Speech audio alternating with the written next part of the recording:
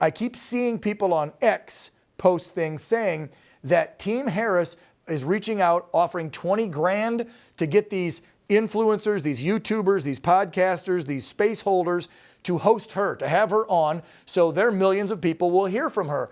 And they're not having it. Now, I thought, Alex, that the young voters like Kamala Harris. Am I missing something online?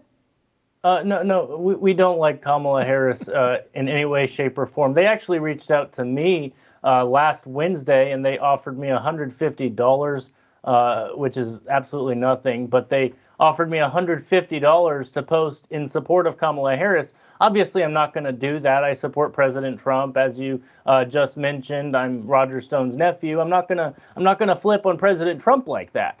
Well, later that evening, I got a message or something on Twitter from someone who works for Google, who works with Spotify, who works with Adidas, and he was offering me $130,000 to be quiet about Donald J. Trump. And I said, absolutely not. Now, I'm a 20-year-old. I could use $130,000. That'd be pretty great. But I said, no, absolutely not. That's not going to happen. The reality is that the Harris campaign is desperate, despite the fact that it looks good because of her crowd sizes and everything. No, they are desperate because they realize that Americans aren't with it. You know, we have the Biden and Harris administration, the Biden-Harris regime, which has gotten us to where we are today.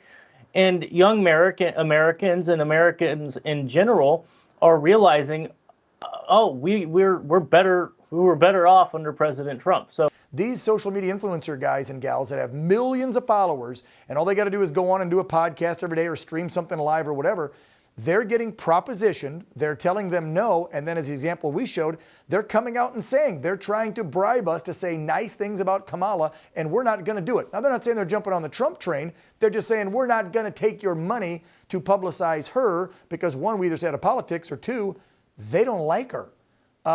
Do you think, and final question to you, do you think it has been smart for Team Trump to start doing the Aiden Ross podcast he did a while back, right? That one there, the young kid brought him a Rolex watch and a car, and the podcast got seen by millions of people. He did, which Logan brother? Paul Logan?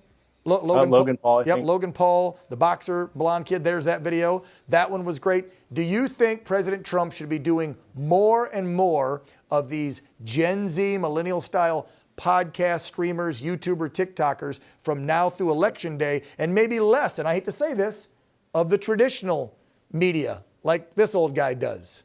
You know, I think that's absolutely the correct strategy. Like you mentioned, you know, Aiden Ross, Logan Paul, Jake Paul now supports him as well. I mentioned this on the X Space last night that Generation Z males are absolutely going to vote for President Trump because they look up to these guys who are streamers or who are massive YouTubers that are supporting President Donald J. Trump.